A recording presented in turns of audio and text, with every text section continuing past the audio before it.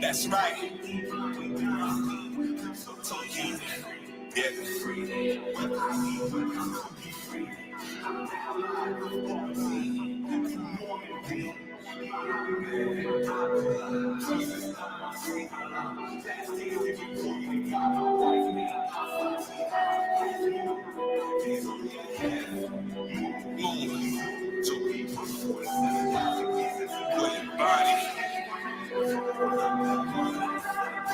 Let's go. That's right.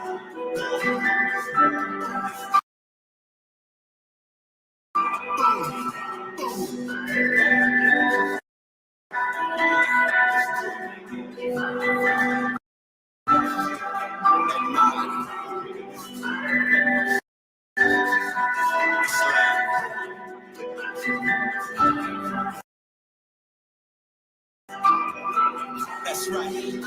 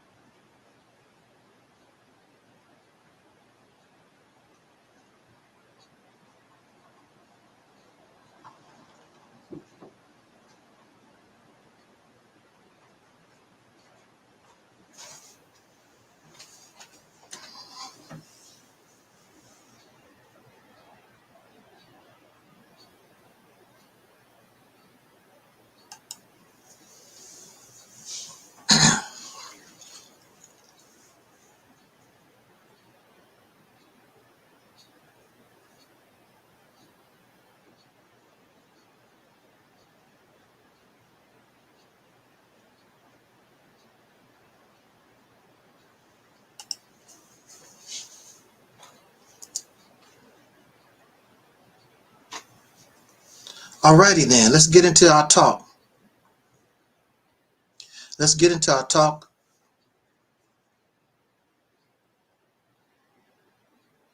Very short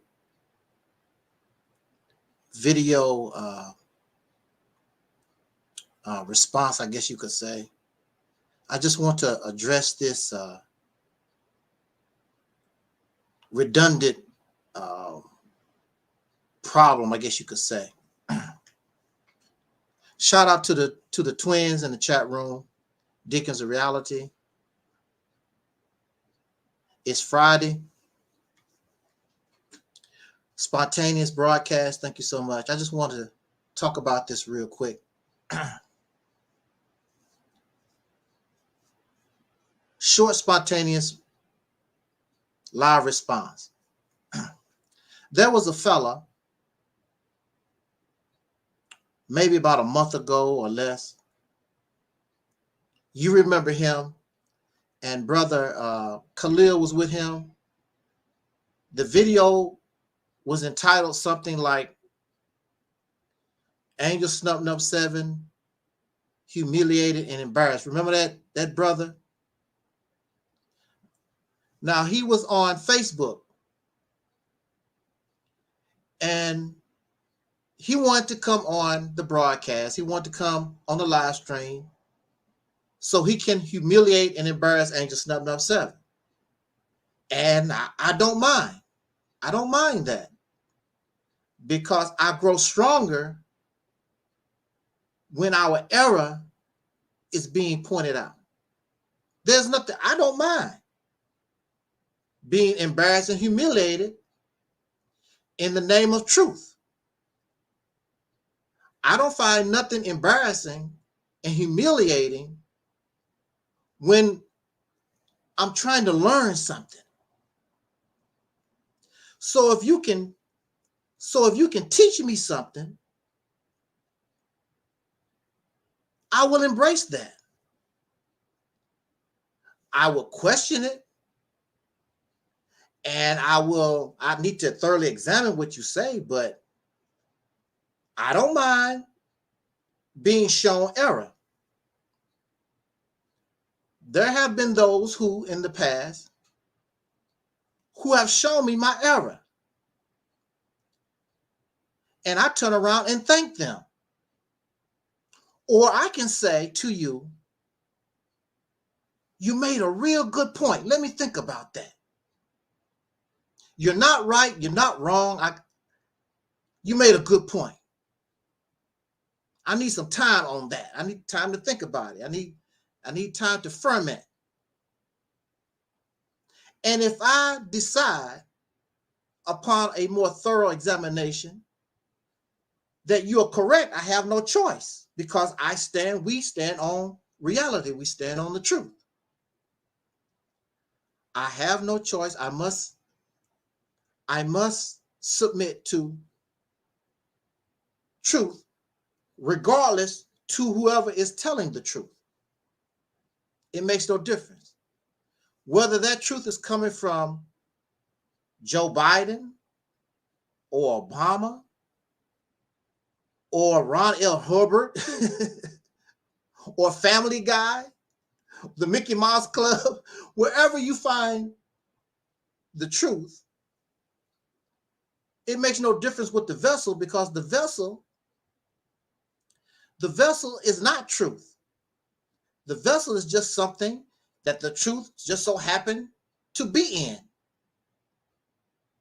And you should be able to recognize that truth. It goes back to the old saying in the scriptures, in the Bible, I believe it's from the Bible, when God is talking and God declares and says,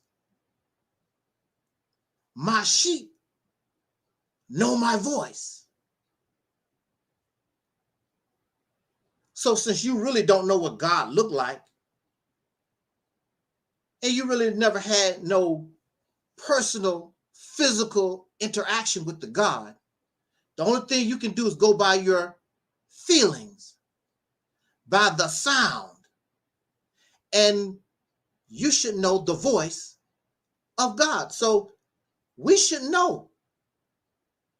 It makes no difference where it comes from. I should be able to recognize reality. I should be able to recognize the truth when I hear it. It makes no difference. The vessel. The vessel does not own or dictate truth. It's just a vessel that just so happened that's where you can find some truth. And even in the Bible, and I believe also in the Quran, it also tells us that Satan, this antagonist, this enemy of God, even the devil, Lucifer, can tell the truth. Now, in my personal experience, being incarcerated, those who oppress me, I stayed cordial to them because they had certain information, they had certain truths that I need in order for me to become free. Y'all don't understand that. You don't have to like nobody. If they speak the truth, you don't have to like an ideology. Like a brother told me, we should know how to eat the meat and spit out the bones. Eat the apple. If you're a vegetarian, shout out to Black Sign and all the vegetarians out there. You should be able to eat the apple, spit out the core, spit out the seeds. And by the way, for those of you who may not know, apple seeds do contain poison. If you eat enough apple seeds, you can poison yourself. Apple seeds are toxic. They have a poison, for those who may not know. There are a lot of plants that vegans need to watch out for. They do contain certain poisons. But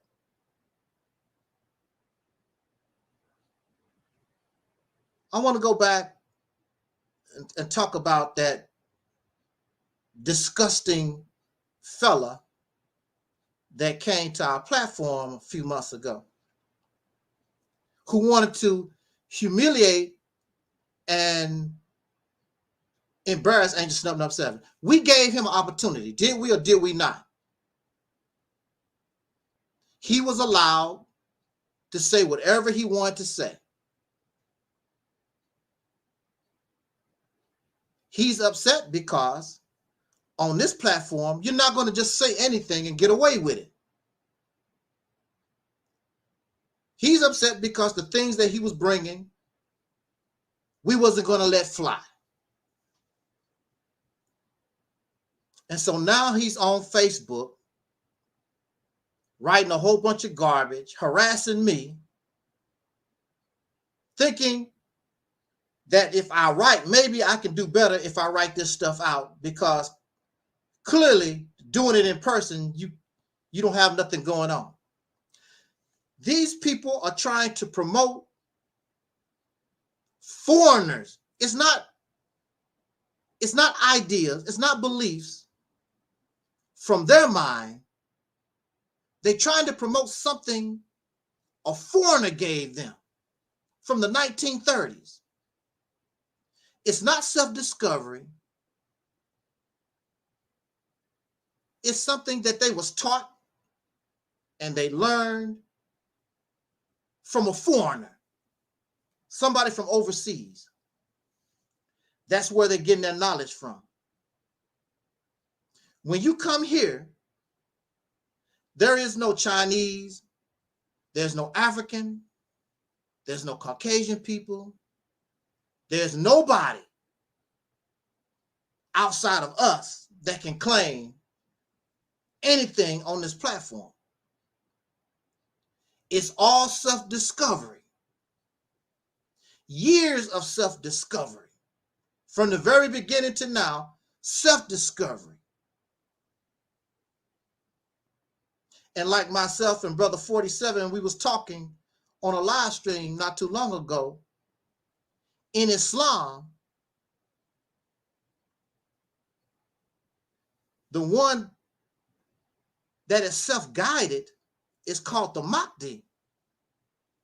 We are the Mahdi. We are the self-guided ones. We don't need Marcus Garvey. We don't need Elijah Muhammad. We don't need Malcolm. We are self-guided.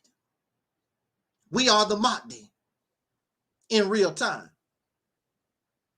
So I'm self-guided,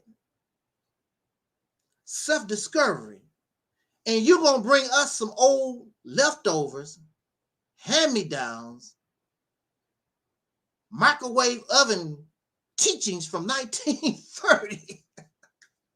And you really think you're going to get that off? You're going to come to the home of reality. We're telling you, we are the reality's tip on earth. And you're going to bring us spookism. You're going to tell us about the spirits and the demons and the dimensions and all this spooky stuff. And you are in the home of reality, and you actually think you're going to come here and get that off. It's not going to happen. And we are nice to you. And we explain to you. You don't want to hear it.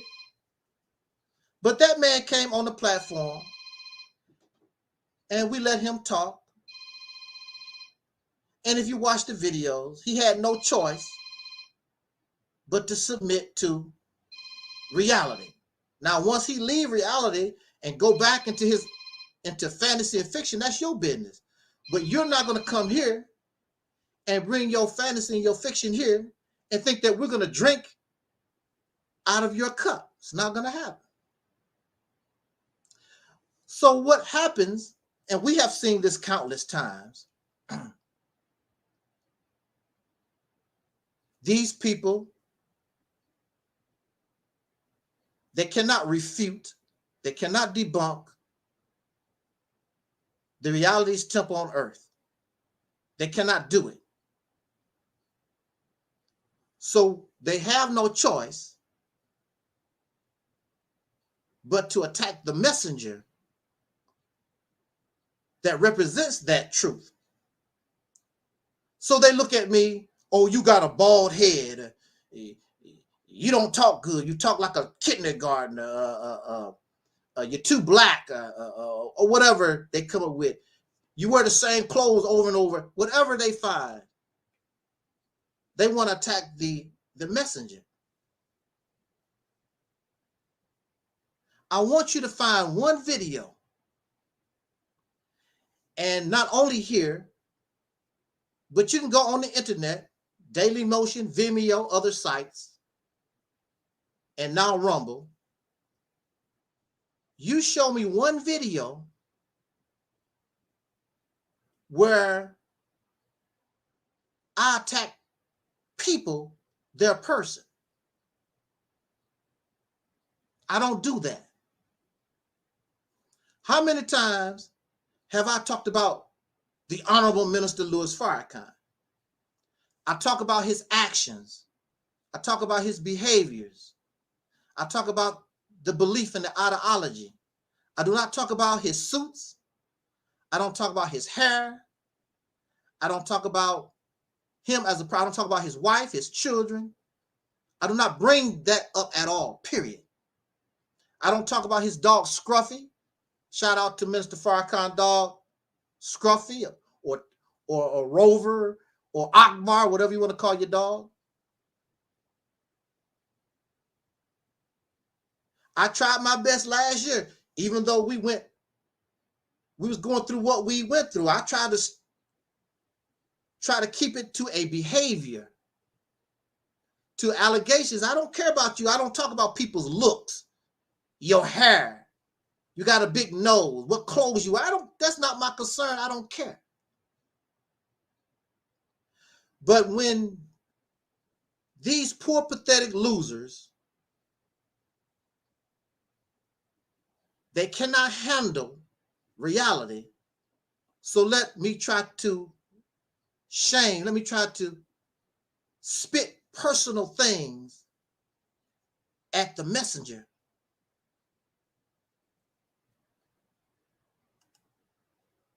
Exactly. Now, to my knowledge, out of all that mess from last year, we are actually trying to do better. We are practicing something that we call the healing. We want to be better. We're not about the beefing and the drama. We are about trying to become better human beings, trying to be more motivational and inspirational in a positive manner. But there are many who was part of that foolishness last year. I call it foolishness last year.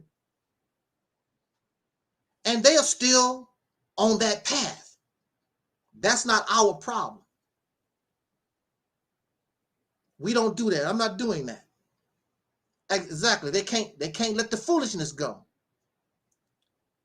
But yet they claim they have all this knowledge. I want to teach the people. I have all this knowledge. understanding the supreme wisdom. Well, when you gonna start teaching it then? When you gonna start presenting it to the people? Only thing we see is your beefing, your nastiness. I'm gonna sue so and so. If I catch you on the street, I'm gonna beat your ass. You know, crazy stuff. That's what you see.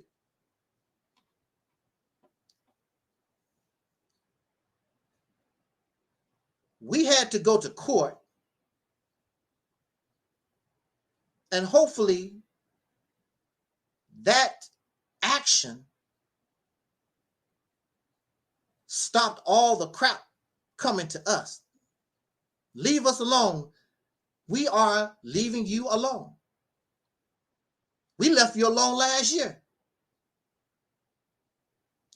And when it's all said and done, we win. And even if we lost, we still win, because we win even when we lose, because truth is on our side.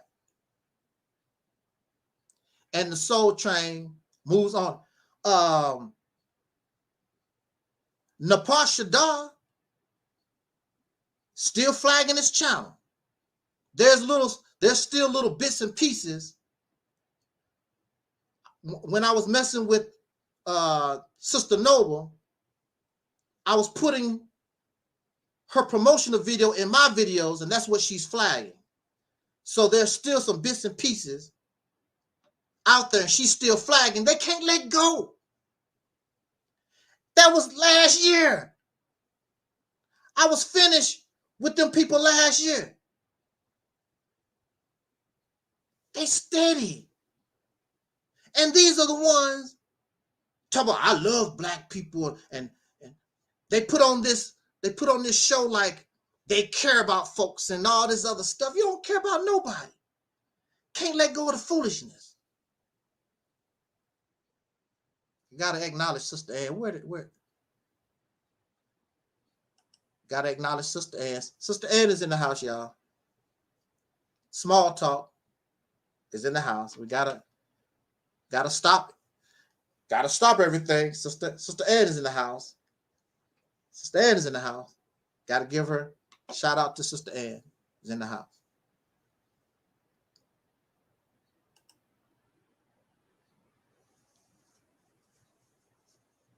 I have to acknowledge those who support me. I have to. That's the law. That's the law. I have to support those who support me. Sister Ann say, yippee-ki-yay, yippee-ki-yay.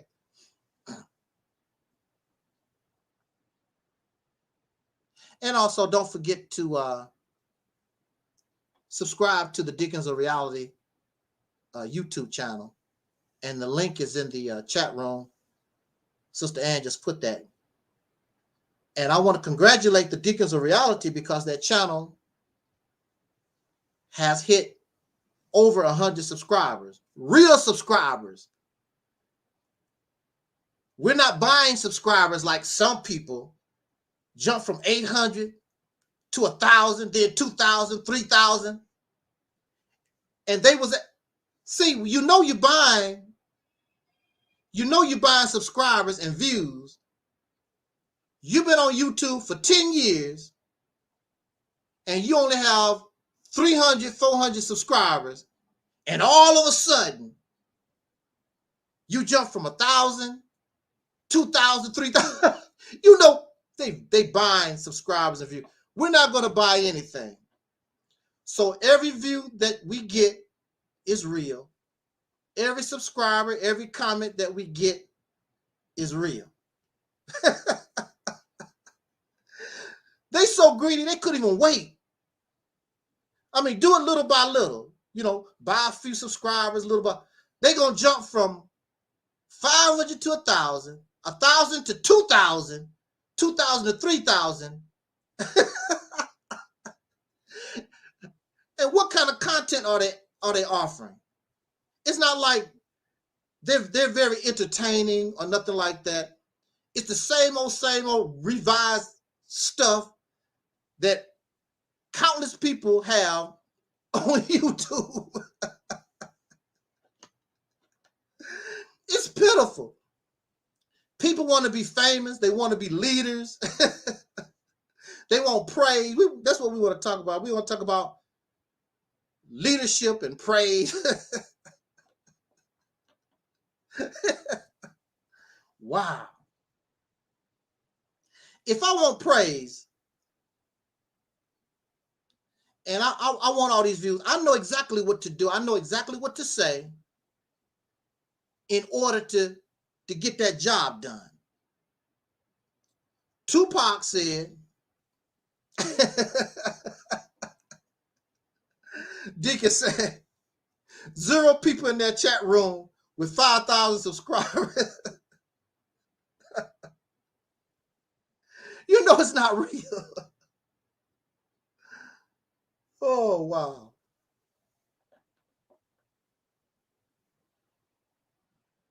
They want this, they got this, they have this need. I want to be famous. Now, it's Halloween. I have my little Michael Jackson jacket or whatever. I could go down in the street and do some Michael Jackson moves or whatever and draw a crowd and do a video. No big deal. I know what I need to do in order to get attention. It's easy. I could do that. Tupac said, may he rest in peace to the great Tupac Shakur. Tupac said, we have enough entertainers. Now, that's still in my blood.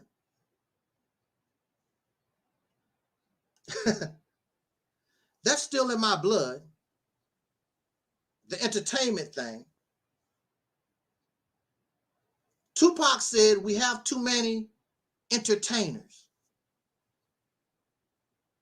And I will express and I will use that talent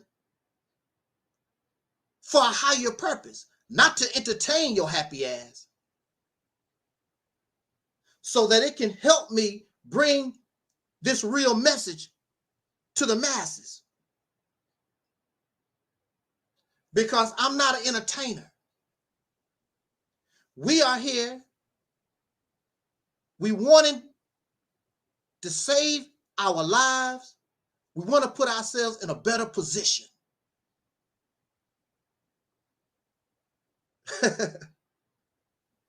That's what we want to do.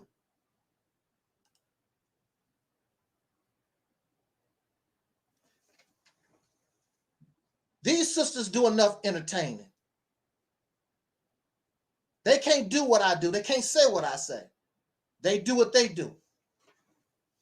We need revolutionaries. That's why I want to have this quick talk right now. We need revolutionaries.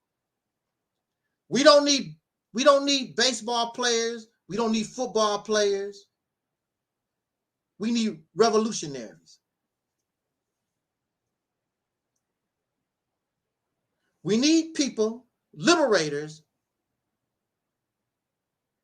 who have dedicated themselves to change the condition of a people, who have a vision, who want to control their own destiny. You have those who claim that's what they want, like this fella, but they really don't know what to do. They don't really know. They're just regurgitating and plagiarizing stuff from 1930, 1920. They really don't know what to do. They try to copy dead folks from 1920, and they were not successful. And you should try to understand why they wasn't successful, why it didn't work. There's a difference between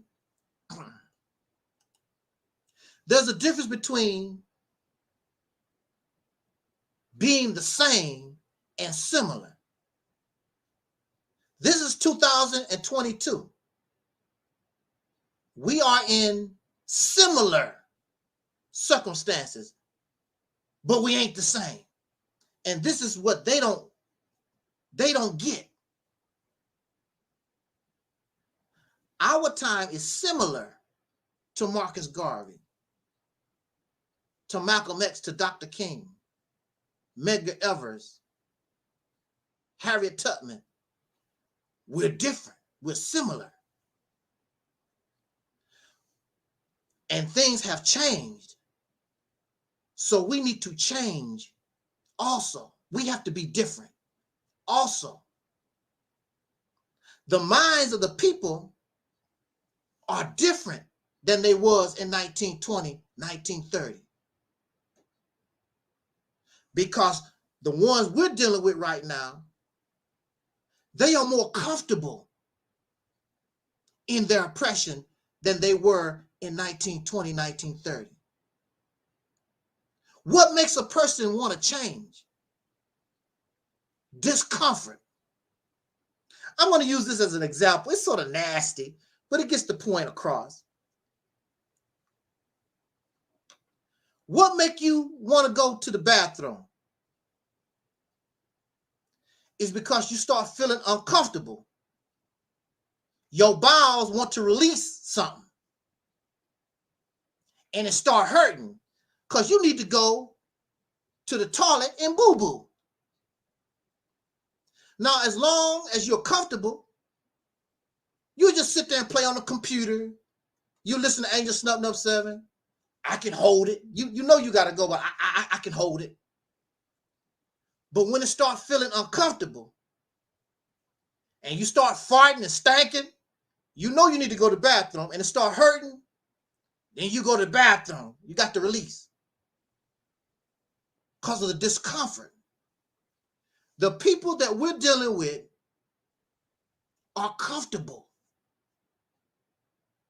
So you're going to have to talk and deal with them differently because they're comfortable. Pretty cars, movie stars, swimming pools,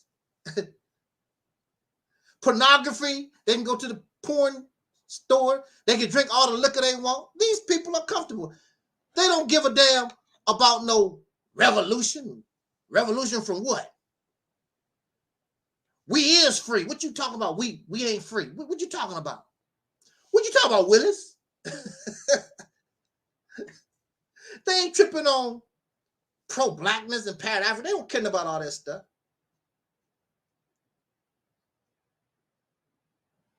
They waiting on their Netflix subscription. Going to the movies. They going to Disneyland. Matter of fact, some of y'all pro-black Pan-African folks, y'all doing the same thing.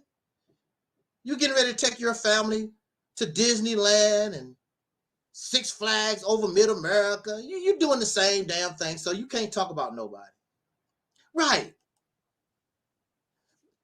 They living the good life. Same thing like this joker that was on our platform. Talk about his son. What you gonna do with your son? You gonna take your son to Chuck E. Cheese, to some playground that black people don't build because we don't have nothing to have the good life. We don't have a Six Flags. We don't have no play areas. We don't have a black Chuck E. Cheese. We don't have nothing. So you're dealing with people who are comfortable in their oppression. They were very uncomfortable in the 1920s and 30s. It was real for them. These are comfortable.